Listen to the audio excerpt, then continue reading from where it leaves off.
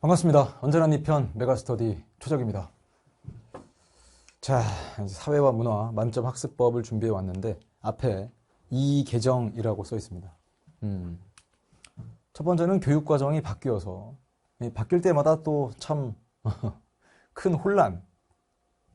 당장 누가 혼란스럽냐? 뭐 당연히 이 교육 과정 속에서 공부해야 되는 여러분, 혹은 또 여러분의 부모님. 왜냐면 잠깐만, 이게 뭐가 바뀌었을까부터 시작해서 뭐 내용적인 측면과 제도적인 측면 여러 가지가 있겠죠. 그 전까지는 사회 땡 문화였거든요. 사회 땡 문화. 그러다가 제목이 이 과목 이름이 사회와 문화로 바뀌었는데, 그 바뀐 사이에 교과서도 5종 교과서에서 8종으로 늘었습니다. 그리고 과목의 이 단원 편제도 바뀌었습니다. 그럼 이 바뀐 걸 지금 다 설명해 주시려고 하는 겁니까? 아니죠. 여러분이 바뀐 게 옛날엔 이랬는데 지금은 저래. 이게 지금 중요한 게 아니고 여러분은 그냥 이것만 배우시면 돼요. 자, 근데 제도적인 측면으로 말씀드리면, 잠깐만, 내가 사회와 문화를 꼭 공부해야 되는 건가? 여기서부터 고민스러울 수 있습니다. 근데 선생님은 지금 너가 사회와 문화를 공부할 만한 이유, 선생님 저 좀 설득해 주세요. 제가 사회와 문화를 선택해야 되나요? 거기에 대한 설득의 의미로 이 영상을 촬영하는 게 아니라, 선생님 저 사회와 문화 공부하기로 했어요. 일반 선택 과목 중에 저 사회와 문화를 골랐습니다. 자, 이제 등급도 따야 되고 점수도 내야 되는데 어떻게 하면 좋을까요? 거기에 대한 이야기를 하는 거거든요. 그러니까 만점 학습법이라고 하는 건 만점에 도달하기 위해서 어떻게 공부하면 되는가, 이 얘기를 이 영상에 담았다. 자, 우선 헷갈리면요, 전문가의 강의를 듣는 것이 효율적입니다. 근데 이렇게 시작부터 말씀을 드리면, 저 양반 또 강의 들으라고 하는 거구나. 강의 파러 나왔구나. 그렇게 생각할 수 있습니다. 당연히 그런 생각이 들 거고요. 그 다음 선생님도, 아니 뭐 당연한 얘기지만 내 강의를, 선생님의 강의를, 선생님의 교재를 선택해서 여러분이 공부하기를 바랍니다. 그럼 왜 그런 거냐면, 야, 그러면 말이지, 내가 돈을 많이 벌 것 같아. 솔직히 당연히 그런 마음이 없진 않지만, 그게 1순위냐라고 하면 솔직히 그게 1순위는 건 아니에요. 그거는 어떻게 알 수 있냐면, 뭐 여러분이 혹시라도 선생님의 강의를 들었던 선배들한테 초적이라는 사람이 어떤 사람인지 한번 물어보시면 뭐 대체적인 이미지가 그려지기도 하는데, 지금은 그 얘기보다 오직 여러분 편에서 말씀드립니다. 여러분 편에서. 그래서 시작할 때 언제나 네 편이다 라고 하는 이야기는, 너가 친구랑 다툴 때 혹은 누구랑 뭐 시비가 붙었어. 야, 걱정하지 마. 내가 옆에서 너 편 들어줄게. 그 뜻이 아니고, 이 영상부터 시작해서 강의, 뭐 교재를 항상 여러분 편에서 생각을 합니다. 그러니까 이런 거죠. 내가 만약에 수험생이었다면, 과거에 선생님도 당연히 고등학교를 나왔을 거니까, 그때 그 고등학교 때 이 과목을 직접 선택을 해서 공부한다고 친다면, 혼자 공부할까? 그럴 수도 있어요. 혼자 공부하는 건 책 한 권 사가지고 처음부터 끝까지 읽어나가면서 뒤에는 문제 풀고, 아마 여러분도 중학교 때까지는 그런 공부를 해왔지 않을까. 혹은 고1 때도 통합사회라는 과목을 공부를 했을 텐데, 그때도 뭐 굳이 뭐 사회 과목 강의를 듣냐, 그냥 혼자 해도 되는 거 아닌가? 혼자 해도 돼요. 그게 불가능하다고 하지 않는데, 우리는 효율성을 따지는 겁니다.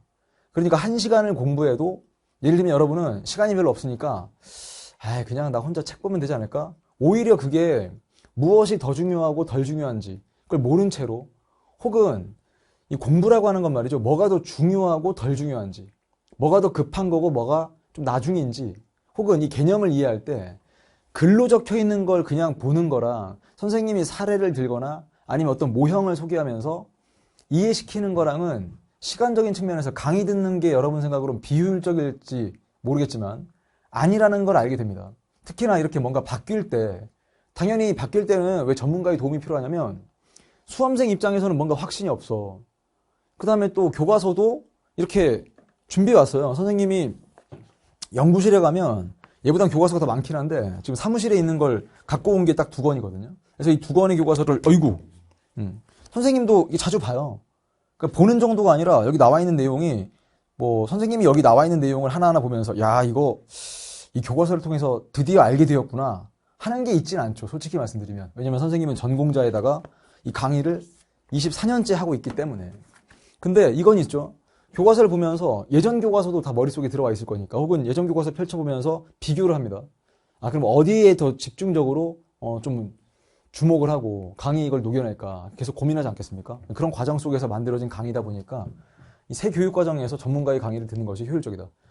최적이란 사람의 강의를 듣는 게 효율적이다가 아니고 메가스터디에 있는 어떤 선생님이든 다 전문성을 갖춘 분들이 메가스터디에서 강의하시니까 어떤 강의든 간에 여러분이 필요하다 그러면 듣는 게 더 효율적이다. 그럼 두 번째, 먼저 시작하는 것이 절대적으로 유리하다. 이거 무슨 말이냐면 뭐 꼭 그 선행학습이 필요하다. 너 이거 미리 공부하지 않으면 큰일 난다. 라기보다는 안정감 때문에 그래요. 항상 그렇지 않습니까? 선생님 어차피 학교에서도 학교 선생님께서 이 과목 열심히 가르쳐 주실 텐데 굳이 이걸 미리 배우는 게 무슨 의미가 있습니까? 이런 거예요. 사회 과목은요, 같은 걸 설명한다 하더라도 설명 방식이 다르거나, 그 설명을 위해서 사용하는 사례가 다르거나, 뭐 아니면 설명해 나가는 그 순서와 뭐 중요도 이런 게 좀 달라집니다. 선생님들마다. 그러면 학교 선생님과 최적이라는 사람이 어떤 차이가 있을까? 당연히 학교 선생님 강의를 먼저 듣고 최적이라는 사람의 강의를 나중에 들어도 상관이 없긴 한데 가급적이면 먼저 시작하는 것이 왜 절대적으로 유리하냐? 이런 거죠. 미리 듣고 학교 시험, 그 학교 수업을 들으면 선생님의 경험도 그랬어요. 내가 뭔가를 모르는 걸 처음 들을 때보다는 내가 뭔가 아는 건데 저 선생님은 어떻게 설명하실까? 그럼 기대가 되기도 하고 또 비교하는 재미도 있고요. 그러니까 이 인터넷 강의라고 하는 건 미리 촬영되어 있는 영상이 먼저 올라가지 않겠습니까? 당연히 여러분이 학교에서 수업 듣기 전에 선생님은 강의를 올릴 거니까 그럼 미리 그걸 듣고 아는 상태에서 학교 수업 들어가면 오히려 훨씬 더 잘 들어옵니다. 그걸 원하는 거거든요. 그럼 인강 선택할 때는 좀 고민해 보는 거예요. 그냥 최적이라는 사람의 강의를 들어라 라기보다는 다른 선생님들과의 차별성 비교해 보는 거죠. 교재는 이렇다. 뭐 아니면 뭐 강의 스타일은 저렇다. 뭐 누구는 문제풀이 중심이다. 뭐 누구는 아니면 뭐 판서 중심이냐, 뭐 아니냐 이런 것들도 의미가 있는데 선생님의 전공 한번 보시고 강의해온 경력 24년 차 정말 길고 긴 시간이었습니다. 교재, 강의 구성 뭐 등등. 그 다음에 여기에 좀 집중해 주셨으면 좋겠는 게 연구실이에요. 그 영상을 통해서 여러분은 최적이라는 사람만 보이잖아요. 근데 선생님의 강의를 돕는 우리 연구실에 대한민국 최고의 연구실이라고 자부합니다. 그래서 아직 뭐 인원이 확정되진 않았지만 아마도 한 40명 정도 되지 않을까. 지금 현재는 43명입니다. 선생님 연구실 구성원이 43명이에요. 근데 이게 또 매해마다 조금 달라지긴 하니까 그럼에도 불구하고 한 40명 넘지 않을까. 그러면 뭐를 믿어달라는 거냐면 최적이라는 사람만 보고 괜찮다 하지 마시고 여러분이 궁금한 걸 해결해 줄 혹은 더 나아가서 뭔가 좀 상담하고 싶을 때 의지할 수 있는 연구실이 있다는 것 그게 마음에 상당한 안정감을 줍니다. 그러니까 미리 공부해야만 너는 뭐 1등급 받을 수 있어. 그게 아니라 미리 공부해서 학교 수업 들으면 학교 수업에도 더 집중할 수 있고 그다음 마음으로도 좀 안정되어 있죠. 내가 아는 걸 또 듣는 거니까. 그러면서 뭐 재미, 뭐 이해, 뭐 소통 뭐 등등 이 모든 것들을 다 비교해 보시고 최적사회탐구연구실과 함께 하는 게 좋겠다라고 한다면 그때부터 공부를 어떻게 할 것인가. 많은 친구들이 인터넷 강의를 그냥 보는 친구들이 있어요. 강의를 본다. 거의 관람하는 거예요. 관람하는 거. 영화는 그래도 됩니다. 영화는 우리가 거기 나오는 대사를 외우는 게 아니죠. 되게 인상 깊었던 대사가 있었다면 외워지는 거죠. 그리고 그 대사를 자기도 말로 좀 표현을 하다 보면 외워집니다. 근데 강의는요, 그냥 그렇게 구경한다고 되는 게 아니고 진짜 공부를 해보자. 그래서 선생님이 이런 얘기를 과거에서부터 자주 해왔던 거라서 어느덧 최적의 어록 비슷하게 된 것 중에 하나가 남을 이해시킬 수 없는 그런 아주 얕은 얄팍한 지식은 네 게 아니에요. 자기 것이 아니다. 무슨 말이냐면 선생님의 강의를 들어보니까 다 이해가 돼요. 거기까지는 누구 지식이냐면 선생님의 지식으로 여러분을 이해시킨 겁니다. 그럼 이제 여러분이 그걸 100% 알고 있다고 하면 그걸 기준으로 여러분이 다른 사람을 이해시킬 수 있으면 그게 여러분의 지식이 되는 거예요. 그러니까 항상 목표를 둘 때는 이런 말 많이 들어보지 않았습니까? 누구를 가르치듯 한번 공부를 해봐라. 그게 그냥 하는 얘기가 아니라 교육학적으로, 즉 학술적으로도 그게 효과가 짱이거든요. 근데 처음부터 그냥 보고만 있으면 대충 강의를 들은 직후에는 기억이 나요. 선생님이 뭐 재밌는 이야기를 했다. 그 다음에 또 좀 인상적인 어떤 뭐 판서 혹은 강조점 이런 것들이 기억이 나는데 당장 3, 4일 지나면 그냥 훅 사라져요. 휘발된다고 하죠, 개념이. 그러니까 머리 뚜껑이 열리는 순간 그냥 쑥 다 날아가 버려. 그러지 않도록 이걸 붙잡으려면 항상 이런 태도가 중요하지 않을까. 내가 그냥 보고만 있는 건가? 내가 강의를 통해서 뭔가를 익히고 있는 건가? 점검하는 것도 중요하고요. 네 번째, 이런 친구들도 있어요. 아예 뭐 학교 시험 그까이 거, 혹은 뭐 사회화 문화, 아예 뭐 그냥 암기만 하면 되는 거 아닌가? 그렇죠. 결국 암기만 하시면 됩니다. 근데 그 암기라고 하는 게 순서도 없이 그냥 머릿속에 다 집어넣고 여기 나와 있는 교과서를 그냥 외운다? 머릿속에 사진 찍듯이 딱 외운다? 그것만으로 문제가 풀리진 않을 겁니다. 왜냐면 문제라고 하는 건 너가 이거 알아? 이것만 묻는 게 아니고 너가 이걸 찾을 수 있어? 예를 들면 여러분 머릿속에 어떤 훌륭한 지식들이 들어가 있긴 한데 문제의 유형을 살짝 바꾸면 들어가 있는 내용은 아는데 거기서 A, B, C, D가 어떻게 정해지는가, 그런 게 뭐 아직은 여러분이 처음 공부를 하려고 하면 잘 모를 수도 있겠지만 퍼즐형, 뭐 아니면 뭐 개방형, 뭐 구분 여부형 뿐만 아니라 이 사회와 문화는 각각의 이 해당되는 파트마다 통계 문제가 있어요. 그럼 통계 문제도 시간이 엄청 많으면 그 하루 종일 뭐 한 문제 고민한다 그러면 뭐 기를 쓰고 그 문제를 맞춰낼 수 있을 겁니다. 근데 우리는 시험을 준비하잖아요. 학교 시험. 학교 시험을 준비할 때는 당연히 정해진 시간 동안에 정해진 문제를 풀어서 맞춰야 되잖아요. 그러니까 통계 문제 풀 때도 분명한 포인트가 있어요. 자, 이렇게 도표가 주어지면 여기에 주목해서 숫자를 채워나간다. 이런 흐름들을 알면 이거는 그냥 암기만 했다고 되는 게 아니잖아요. 또는 이것도 있죠. 누군가 이렇게 얘기할 수 있어요. 야, 암기하지 말고 이해를 해라. 이거 하지 말고 이해해라. 듣기에는 되게 좋은 말처럼 들리는데 여러분 이거는 말이 안 되는 거예요. 그러니까 이럴 수는 있어요. 암기보다 이해가 중요하다라든지 암기하기 전에 이해를 해봐라. 근데 그 얘기는 무슨 말이냐? 결국 이해하고 나서 암기해야 된다는 뜻이에요. 그러니까 이게 암기 없이 이해한다는 게 아니고요. 암기도 필요하고 이해도 필요한데 만약에 이거 없이 외우기만 하겠다. 그럼 이건 금방 까먹습니다. 그래요. 이 사회와 문화는 뭐 일반 선택 과목 중에 하나니까 이거 선택해서 그냥 암기가 된 채로 학교 시험만 잘 보면 되는 거 아닌가요? 라고 생각하겠지만 선생님은 그렇게 생각하지 않습니다. 여기서 배웠던 내용 중에 일부가 나중에 여러분 수능에 통합사회에 일부 들어가 있거든요. 그럼 그때 가서는 추가적인 공부가 필요 없도록 미리 잘 정리하면 얼마나 좋아요. 자, 그 다음에 절대로 선생님은 최적이라는 사람은 학교 수업 시간에 야, 집중하지 않아도 돼. 야, 선생님이 다 알아서 해줄 테니까 야, 학교 수업 때는 자. 괜찮아.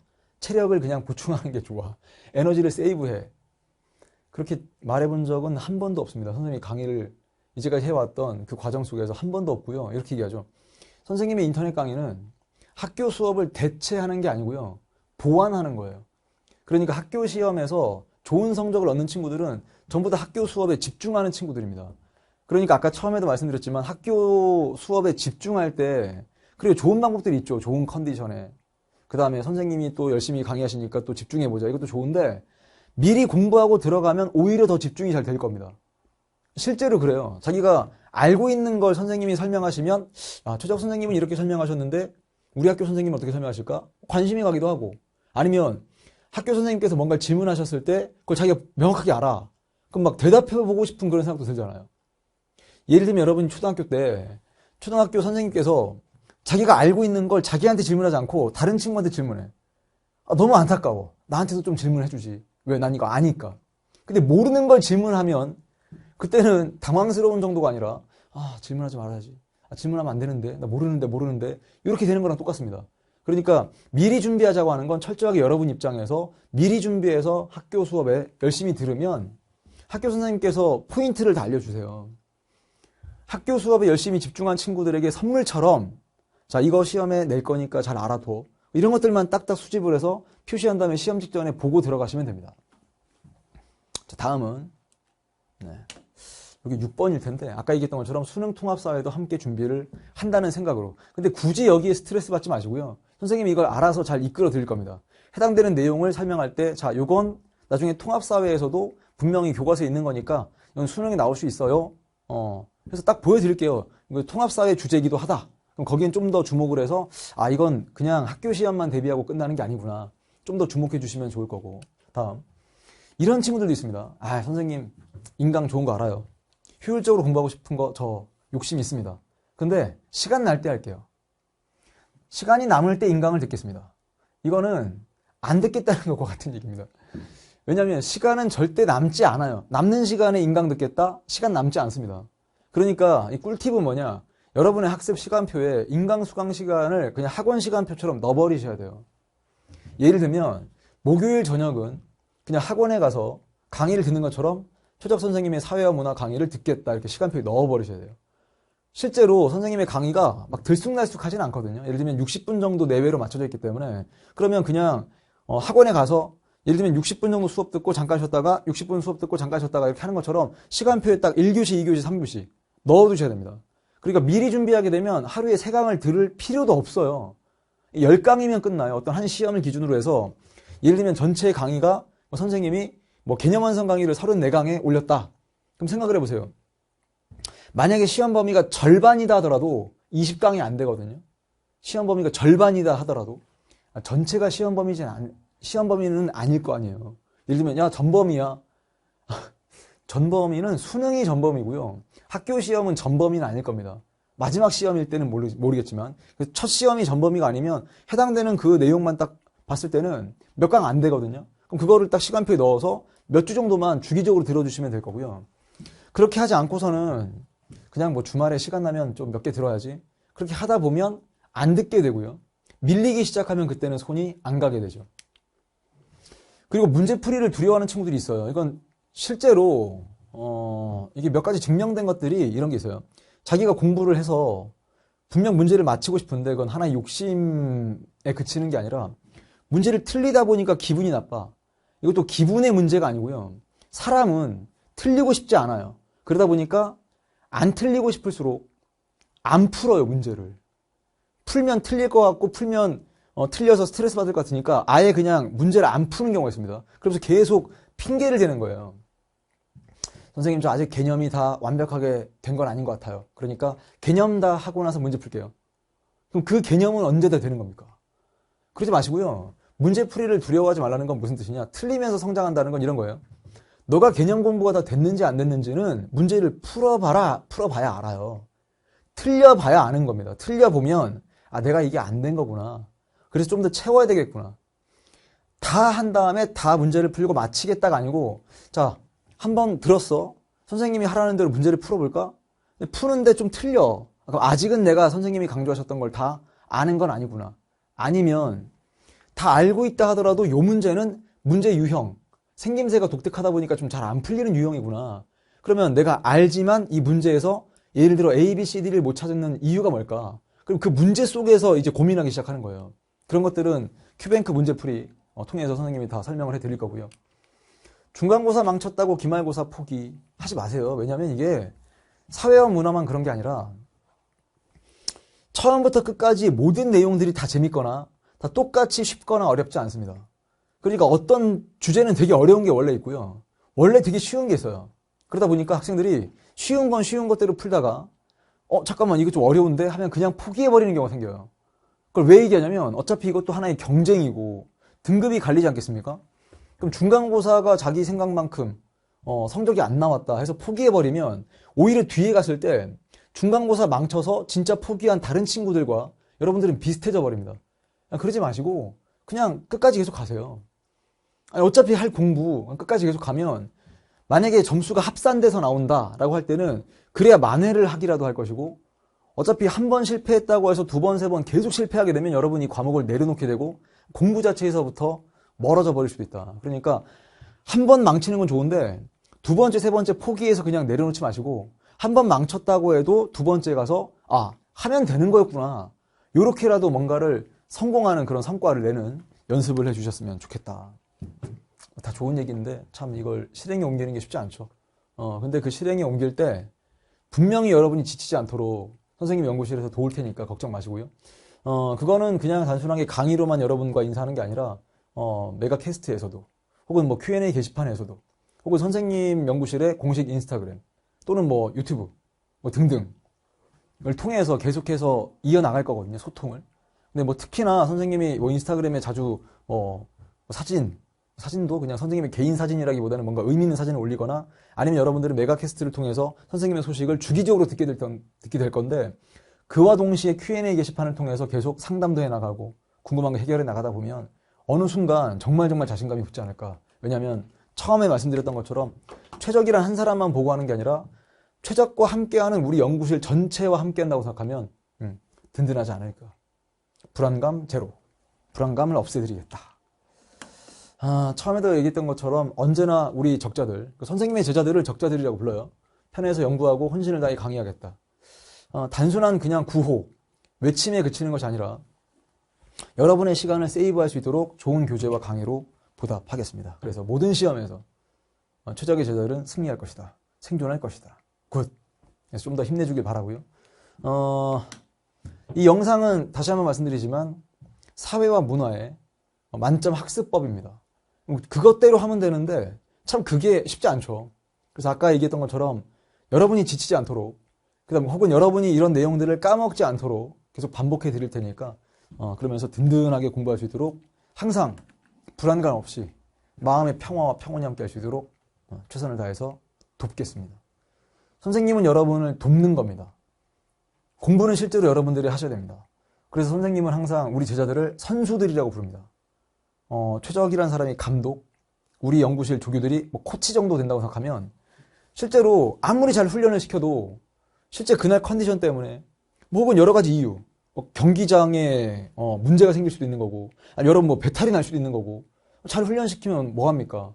실제로 가서 실력 발휘를 할 건 여러분들 선수들이거든요. 그러니까 항상 여러분이 선수라고 생각을 해야 컨디션 관리도 잘할 수 있게 되고 그 다음에 선수들은 이 훈련이라고 하는 걸 게을리하지 않아요. 그럼 그건 선수가 아니죠. 자기가 조금 잘해. 그럼 뭐 하루 훈련하고 하루 쉬고 하루 이렇게 안 하죠. 쭉 그냥 가는 거죠. 그래서 그런 과정 속에서 지치지 않도록 최선을 다해서 돕겠다까지 전달해 드리면서 사회와 문화 선택을 안 할 수는 있어요.